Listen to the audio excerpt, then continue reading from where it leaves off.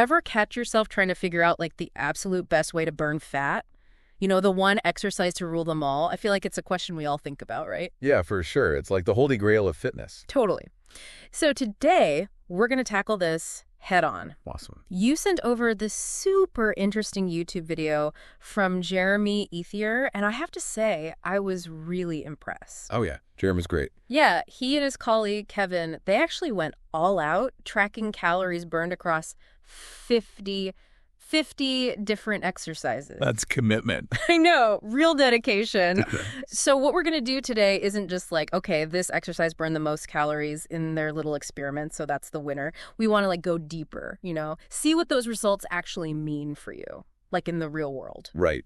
Because what's effective on paper might not be the best fit for everyone's lifestyle. Exactly. So we're thinking effectiveness, yeah, but also how well it fits into your life, and most importantly, what you can actually stick with and even, you know, maybe enjoy. Makes sense. And I think it's important to call out just how thorough Jeremy and Kevin were with their testing. They didn't just use like those standard calorie estimations you see on gym equipment. Yeah, those are notoriously inaccurate. Totally. They use this thing called a poo mask. Oh, what? A poo mask.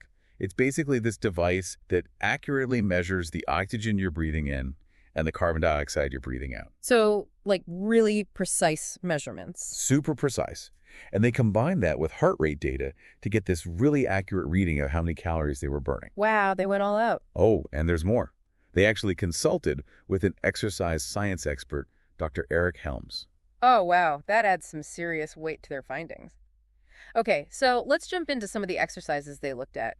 They started with what most people would consider the pretty high-intensity stuff. Yeah, the stuff that makes you want to curl up in a ball afterward. Exactly. 60-second sprints, 60-second burpees, and 60-second mountain climbers, all done as fast as they could manage. What did those initial numbers look like? Well, for sprints, it was around 15 calories per minute. And then burpees came in at about 12.5 calories per minute. What's interesting is that Jeremy actually mentioned these numbers were lower than they initially thought. It shows you that even those exercises that make you feel like you're going to die Oh, I know.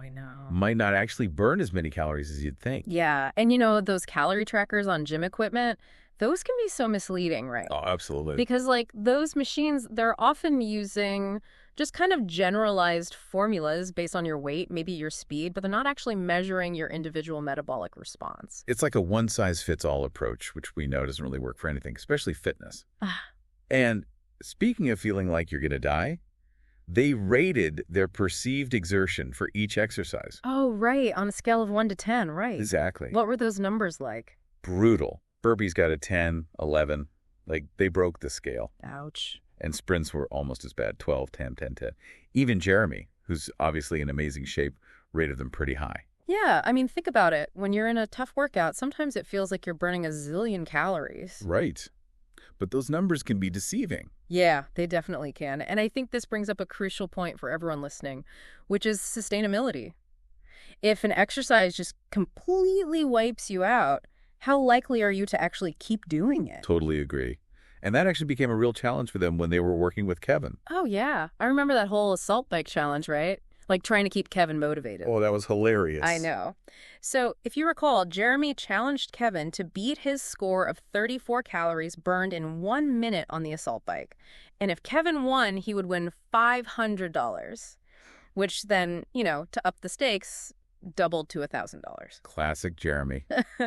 Always pushing the boundaries. But you know what's really interesting about that challenge? It brought up this whole issue about how reliable calorie trackers are on those cardio machines. Yeah, I was wondering about that. Did they dive into that at all? They did. They brought in Dr. Helms to give his expert opinion. And he basically said that a lot of those machines are kind of a black box. Like, we have no idea what's going on in there. Right. The algorithms they use to calculate calorie burn, not always validated against like direct measurements, like the poo mask. Interesting. So yeah, those numbers you see on the screen, they can vary a lot between machines, even on the same machine over time. It makes you wonder. It does. So, you know, they're really more useful for tracking your own progress on that specific piece of equipment, not as some like absolute truth about how many calories you burned. Right. So, for example, when Kevin totally killed it on the assault bike, the machine probably showed some huge number. But when they measured with the poo mask, it was way lower. Like significantly lower, around 12 to 13 calories a minute. Wow. Okay, so that's a really important takeaway, I think, for everyone listening. Absolutely. Don't take those numbers you see on the gym equipment as gospel. They can be way off. Yeah, use them as a guide, but don't get too caught up in the exact numbers. Exactly. And I think that whole experience really made Jeremy and Kevin rethink their approach. It sounds like it. Because Kevin was just getting way too exhausted to sustain those high-intensity workouts. So they shifted gears. Oh, what did they look at next? They decided to explore the other end of the spectrum. Low-intensity exercise. Okay, so like what? Walking. Yep. They started with incline walking. 3 miles per hour at a 2% incline. They burned around 6 calories per minute. Not bad for walking, right? And then they bumped up the intensity a bit to 3.5 miles per hour and a 6% incline. Oh, I bet that got their heart rates up. It did.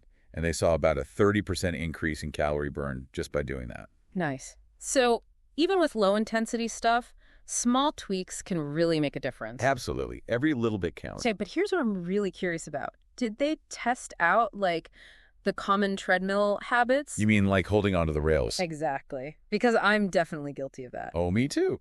But guess what they found? I'm intrigued. What happened? When you lean on the treadmill, even a little, it can decrease calorie burn by like 20%. Really? Seriously? Yeah. They even mentioned a study from 2014 that backed this up. Yeah. Makes sense, right? Yeah. You're supporting some of your body weight, so your muscles aren't working as hard. Makes total sense. So for everyone listening, hands off those rails if you really want to maximize your calorie burn. Good advice.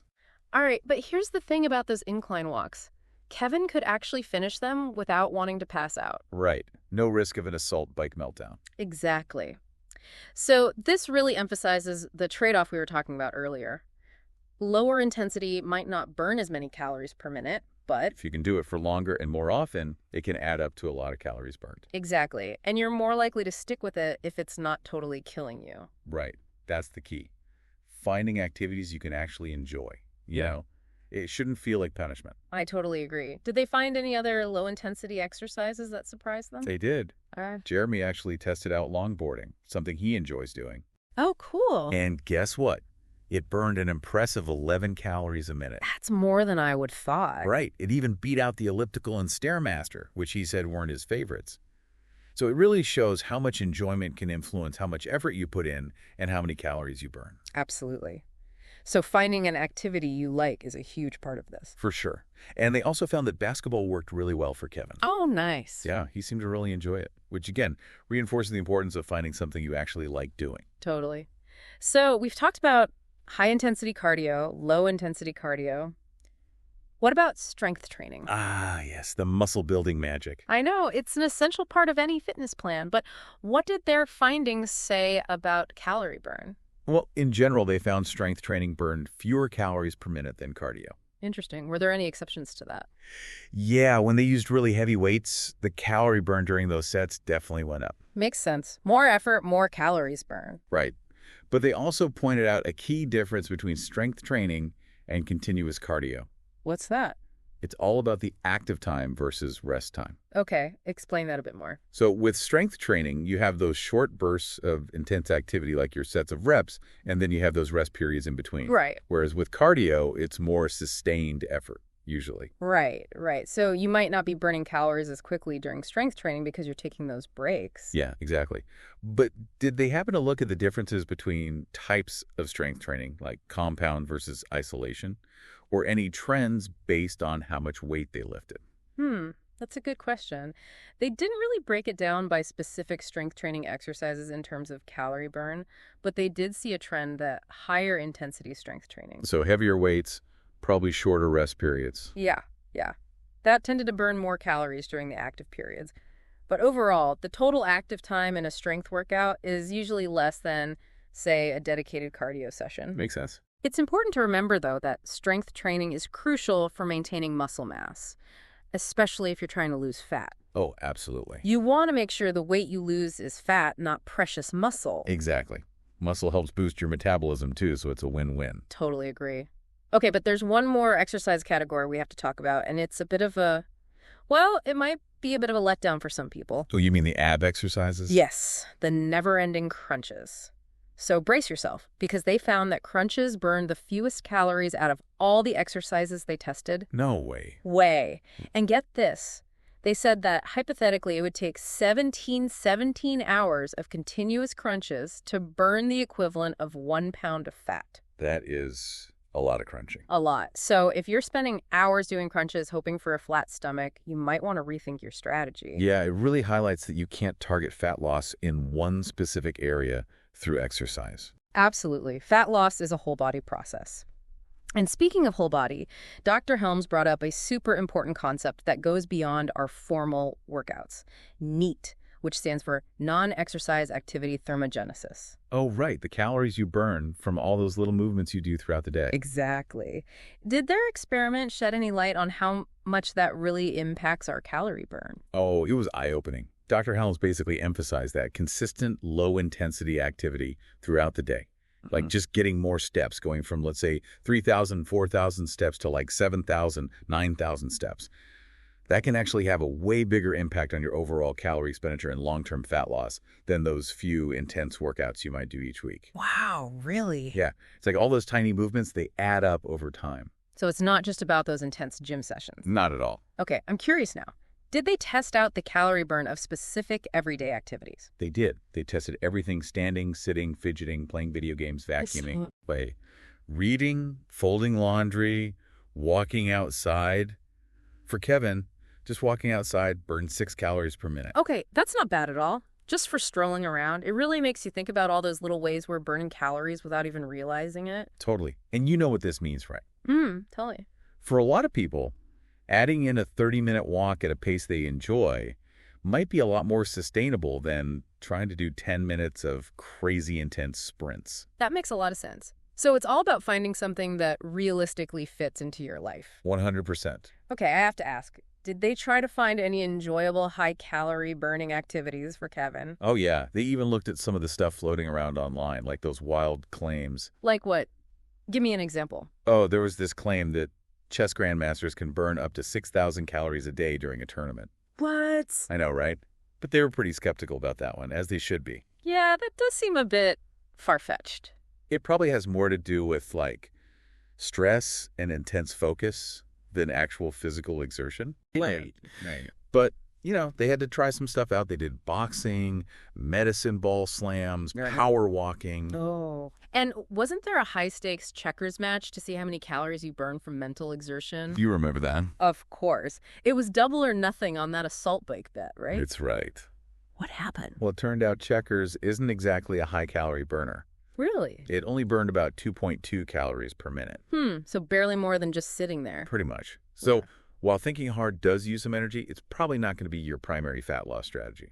Fair enough. I'm curious, did they test any of those viral fitness trends you see online? Oh, totally. They tried those single-leg burpees from TikTok and also kettlebell swings. Yeah. But neither of those were like crazy high-calorie burners. Okay, so maybe don't believe everything you see on social media. Exactly. Do your research, try things out, and see what works for you. All right, so after all that testing, what were the top exercises? What actually won the calorie-burning crown? Well, first, I had to tell you, Kevin's initial guess was burpees. Oh, Tevin. I know, right? But luckily for his sanity, burpees didn't win. So what did? What were the top 3? The top 3 for both Jeremy and Kevin were sprinting, boxing, and the devil's press. Okay, and the ultimate winner. Drum roll, please. I'm on the edge of my seat. The winner, based on both calorie burn and enjoyment, was boxing. Wow, really? Yep. Sprinting had a slightly higher average calorie burn across both of them, but Kevin actually liked boxing, so it was more sustainable for him, which is a huge factor. Totally. They also gave a shout out to longboarding, basketball, and just regular walking as solid lower intensity options. Great options to have. So I think we've covered a lot of ground here. What would you say is the most important thing for our listeners to take away from this? It's not about finding that one mythical exercise that burns the most calories per minute. It's about finding something you enjoy and, crucially, something you could stick with. Right. Consistency is key. And, of course, don't forget about strength training. That's vital for keeping your muscles strong and your metabolism humming. Absolutely. So if you're on a fat loss journey, think about what you like to do. What kind of movement can you add into your day, both planned exercise and just everyday activity in a way that you can actually maintain and, maybe even have some fun with. I love that. Okay, and to leave everyone with one final thought. Instead of getting hung up on burning the absolute most calories in one go, what if you focused on those small, enjoyable changes you can make in your daily habits? Oh, I like that. Like taking the stairs more, walking during your lunch break, being more active while you're doing chores around the house. All those things add up over time. So true. So try some things out, experiment, and see what works best for you and what you can stick with. Because that's what really matters in the end. Absolutely. All right, that was fun. I know, right? I always learn so much from these deep dives. Me too. Until next time.